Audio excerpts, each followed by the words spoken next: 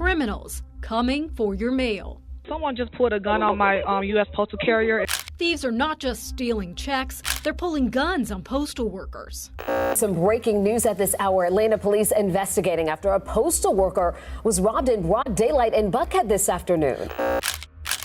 The surge in thefts and attacks led the U.S. Postal Service and the U.S. Postal Inspection Service to launch Project Safe Delivery, following an 845% increase in mail carrier robberies from 2019 to 2023. From Kennesaw to Smyrna, Decatur to Atlanta, 11 Alive News Investigates reviewed incident reports and police body cam video, finding a concerning pattern.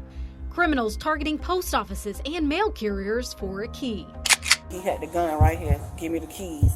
I cut off the truck and handed him the keys, thinking he wanted those. He said, no, I don't want those. I want the keys to the mailbox.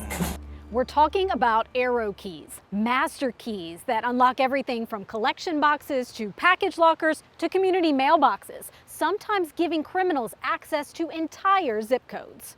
All you have to have as a criminal is just one key, and then you have access to hundreds of thousands of envelopes. David Maimon, a cybersecurity expert and criminology professor at Georgia State University, has tracked check fraud on the dark web for years. We realized that the criminals were essentially targeting USPS collection boxes using arrow keys that they robbed from mail carriers, emptying the boxes. They open the envelopes, they look for the checks.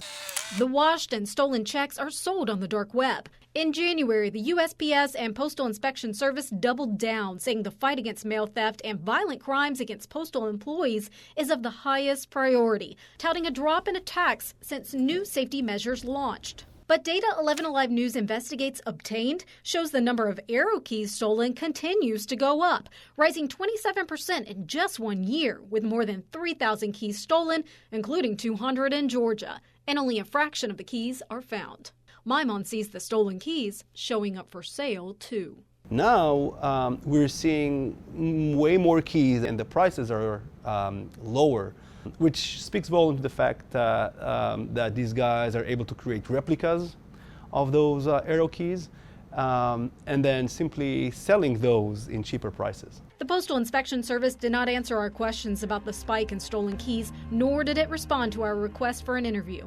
But the agencies added more secure collection boxes and electronic locks in high-crime areas. When we asked for specifics for Atlanta, we were told upgrades are being deployed in all 50 states. Meanwhile, Maimon says criminals continue to adapt. I'm sure law enforcement are doing a lot in order to tackle this issue, but unfortunately, in terms of the data we are seeing, whatever we're doing right now is inefficient and ineffective. Liza Lucas, 11 Alive News Investigates.